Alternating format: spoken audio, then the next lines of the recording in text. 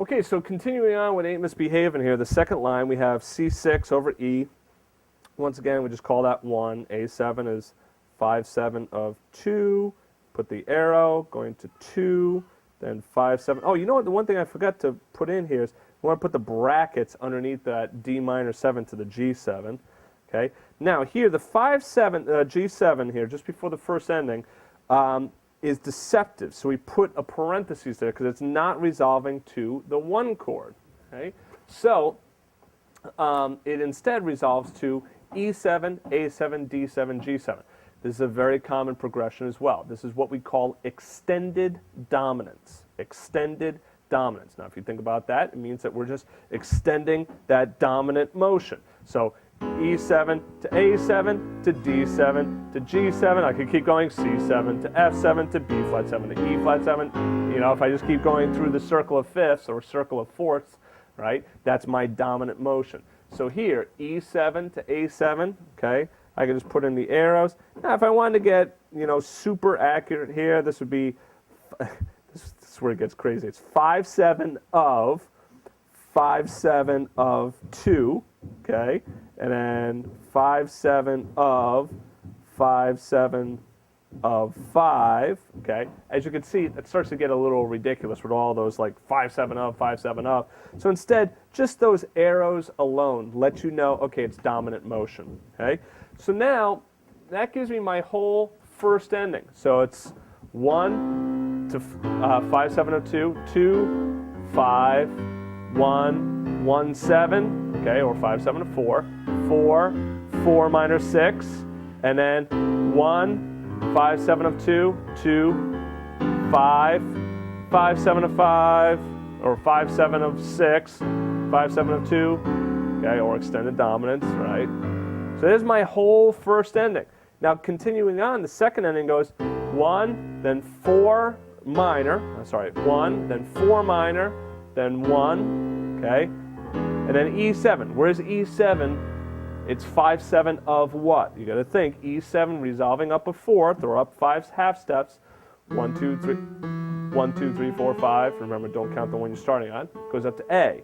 So E7 is 5/7 of 6. Right? 5/7 of 6. So we have 1, 4 minor, 1, 5/7 of 6. We put the arrow goes to A minor, and boom, there's my 6th chord. All right? Now, this is some of the these are like the milestones that you want to really analyze and know and memorize. So you want to know that, okay, boom, Ain't Misbehaving, and it kind of does like a 1, 6, 2, 5 kind of thing, all right, 1, 5/7 of 2, 2, 5, okay? So once you kind of have that, you know it goes up to the 4 chord, now you can kind of fill in the rest. But you need to know that the bridge, the B section, goes where? Goes to the 6 minor. Now the reason that you want to know that is because you can start to change things. I said I wasn't going to get into reharm, but like in the second ending, you have 1, then to 4 minor 6, okay, and then you go back to 1, right, and then 5/7 of 6. Well, you could probably replace that 1 or squeak in a little minor chord in there just before the E7. So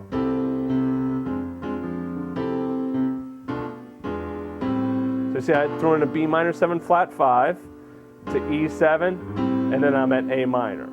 Okay, so by understanding the analysis and understanding that, oh, okay, I'm going to my 6th chord and I have that dominant 7th chord, I can precede that dominant 7th chord with its related 2.